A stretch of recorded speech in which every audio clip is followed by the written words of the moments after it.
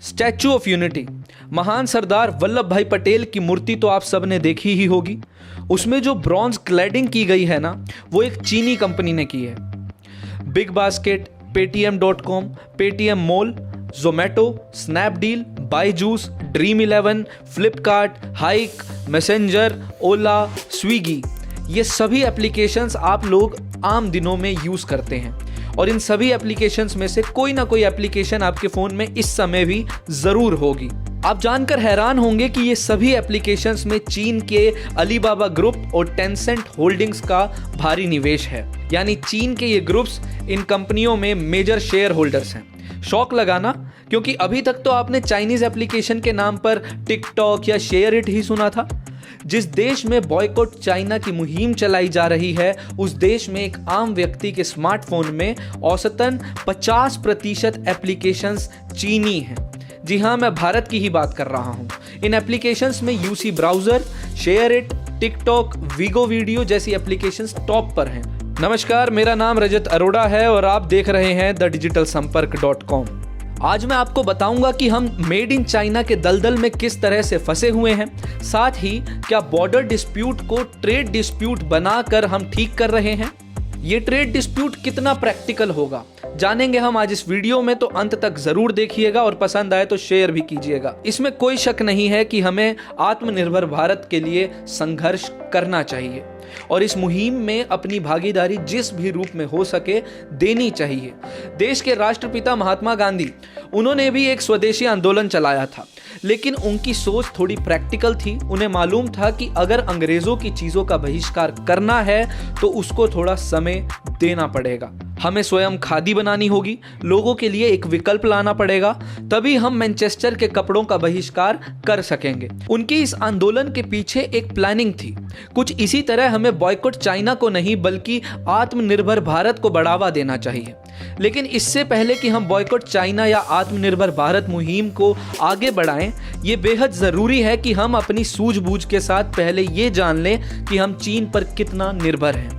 हमारा चीन के साथ व्यापारिक रिश्ता कैसा है, हम अपनी आम दिनचर्या में मेड इन चाइना से कितने घिरे हुए हैं। कुछ वर्ष पहले एक मुहिम चलाई गई बिजली बचाने की, जिसके तहत एलईडी बल्ब के इस्तेमाल को बढ़ावा दिया गया। तमाम क्षेत्रीय प्रशासन, बिजली बोर्ड, नगर निगम ने मार्केट से कम रेट में लोगों के घरों तक एलईडी बल्ब पहुंचाए। बल्ब पर मेड इन इंडिया भी लिखा हुआ था। लेकिन क्या आप जानते हैं कि उस बल्ब के कंपोनेंट्स में से लगभग 30 से 40% कंपोनेंट चीन से इंपोर्ट किए गए हैं। एक रिसर्च में पाया गया कि चीनी आयात का 1/3 यानी 1/3 इंपोर्ट ऐसे लो टेक उत्पादों में ही पाया जाता है। ये वो लो टेक उत्पाद होते हैं जो आपकी आम दिनचर्या का भाग हैं। ये वो लो टेक गुड्स हैं जो या तो भारत में पहले बनते थे या अभी भी बन रहे हैं, लेकिन काफी कम मात्रा में। चलिए ज्यादा कॉम्प्लिकेट ना करते हुए आसान भाषा में आपको आपकी ही दिनचर्या से समझाते हैं कि किस तरह आप पूरी तरह से मेड इन चाइना के दलदल में फंसे हुए हैं। हम अपनी आम दिनचर्या में बहुत से इलेक्ट्रॉनिक डिवाइसेस यूज करते हैं। वो इलेक्ट्रॉनिक डिवाइस एक टीवी का रिमोट भी हो सकता है, एक स्मार्टफोन हो सकता है, लैपटॉप, ईयरफोन, ओवन और भी ना जाने कितने डिवाइसेस हम दिन भर में इस्तेमाल करते हैं। इन सभी डिवाइसेस को यूजर फ्रेंडली बनाने के लिए एक छोटी सी चिप डाली जाती है। जानते हैं ये चिप कहां से आती है? ये सभी चीन से ही इंपोर्ट होती है। आम दिनचर्या में आपने देखा होगा हम लोग कोई ना कोई दवा भी लेते हैं, गोली खाते हैं। अब जो टैबलेट आपने ली वो तो मेड इन इंडिया है, लेकिन इस टैबलेट के अंदर लगा रॉ मटेरियल, फार्मा इंग्रेडिएंट, वो असल में चीन से आया होता है। ऐसा मैं नहीं कह रहा हूं, ऐसा डाटा बोल रहा है कि भारत में कम से कम 2/3 मेडिकल इंग्रेडिएंट्स चीन से इंपोर्ट किए जाते हैं। दर्शकों, चीन और भारत के इस बायलैटरल इकोनॉमिक रिलेशन को आप एक तरफा नजरों से नहीं देख सकते हैं। बॉयकॉट चाइना के अंतर्गत हम बारीक नजरों से केवल इंपोर्ट पर रोक लगाकर खुश नहीं हो सकते हैं। हमें इस मुद्दे को एक होलिस्टिक यानी समग्र रूप से देखने की जरूरत है। चीन केवल कंज्यूमर गुड्स ही नहीं, कई जरूरी मशीनरी भी भारत में भेजता है, जिसकी वजह से हमारी डोमेस्टिक मैन्युफैक्चरिंग की क्षमता बढ़ती है, एक्सपोर्ट की क्षमता बढ़ती है। हम ग्लोबल मार्केट के साथ कॉम्पिटेंट हो पाते हैं, वहां पर कंपटीशन कर पाते हैं। ऐसा कहते हुए मैं ये बिल्कुल नहीं कह रहा हूं कि हम इसी तरह चीन की उस मशीनरी पर डिपेंडेंट रहेंगे, लेकिन हमें ये कटु सत्य भी मानना चाहिए कि हमें चीन से आने वाली इस मशीनरी को रिप्लेस करने में और भारत में बनाने में कम से कम 5 से 10 वर्ष और लगेंगे।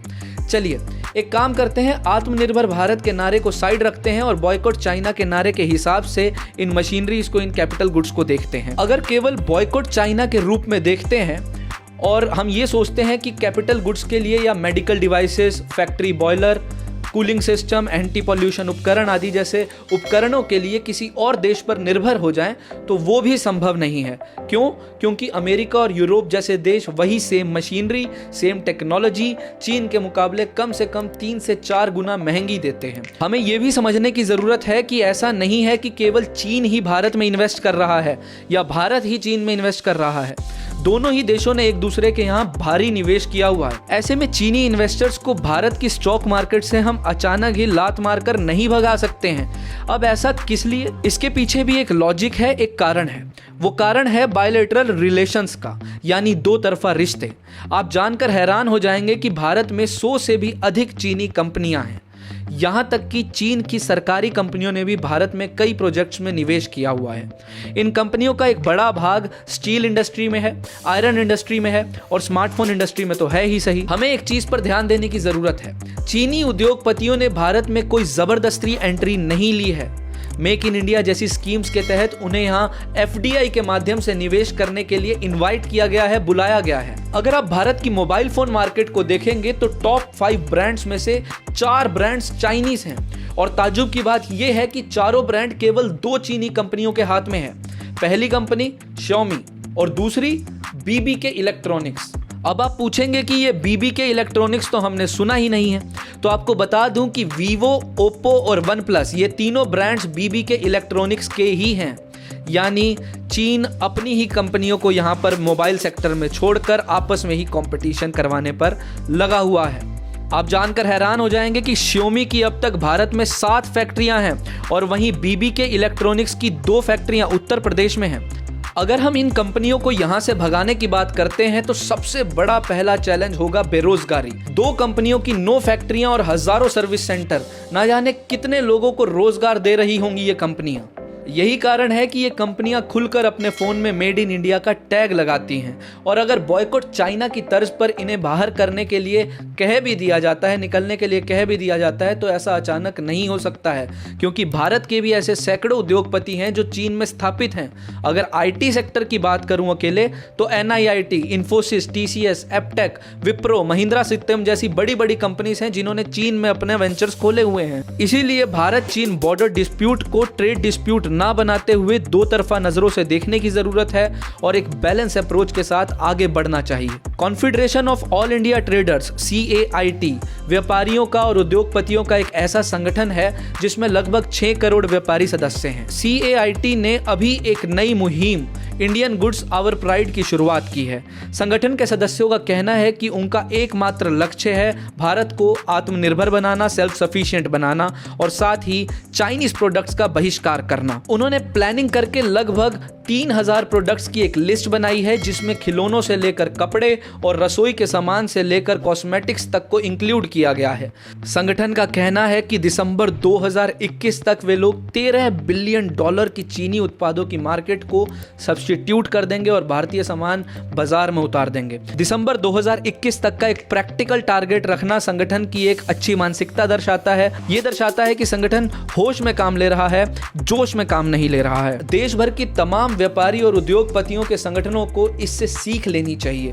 ऐसा बिल्कुल नहीं है कि हम 100% बॉयकॉट चाइनीज नहीं कर सकते। हम अवश्य ही आत्मनिर्भर भारत बन सकते हैं, लेकिन उसके लिए हमें जरूरत है एक ग्रेजुअल अप्रोच की, एक नेतृत्व की और हमारी अर्थव्यवस्था में कुछ बदलावों की।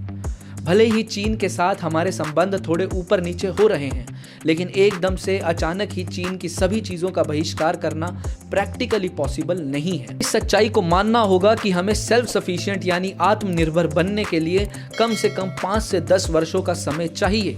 ये ग्लोबल मार्केट की प्रकृति है जिसमें हम निवास करते हैं, और इसमें कुछ शर्म वाली बात नहीं होनी चाहिए। लेकिन इसका मतलब ये नहीं है कि हम 5-10 वर्षों तक आराम से बैठे रहेंगे। हमें चीनी उत्पादों को धीरे धीरे करके रिप्लेस करना होगा। भारतीय खरीदार को जागरूक होना होगा कि वो ओवन, आर्टिफिशियल ज्वेलरी, भगवान की मूर्तियां, दिवाली पर लाइटें केवल मेड इन इंडिया ही बनी हुई ले। उसमें भले ही थोड़ा सा पैसा अधिक खर्च करना पड़ जाए, लेकिन ले जरूर मेड इन इंडिया। इस तरह का प्रयास भारत में स्थापित सैकड़ों छोटी कंपनियों के लिए एक सुनहरा मौका होगा, एक मोटिवेशन साबित होगा। उन्हें एक बूस्ट मिलेगा, ग्लोबल मार्केट में कंपटीशन कर पाएंगे, और एक समय आ जाएगा जब भारत पूरे तरीके से मेड इन इंडिया पर ही निर्भर होगा। लेकिन मैं फिर कहना चाहूंगा कि जब तक हम लोग अपनी मैन्युफैक्चरिंग कैपेसिटी नहीं बढ़ा लेते, तब तक 100% बॉयकॉट चाइना का सपना साकार नहीं हो सकता। इसी कारणवश हमें बॉयकॉट चाइना पर नहीं, बल्कि आत्मनिर्भर भारत के नारे पर फोकस करना चाहिए। और दोस्तों, एक समय जरूर आ जाएगा जब हम असल में आत्मनिर्भर भारत बन जाएंगे।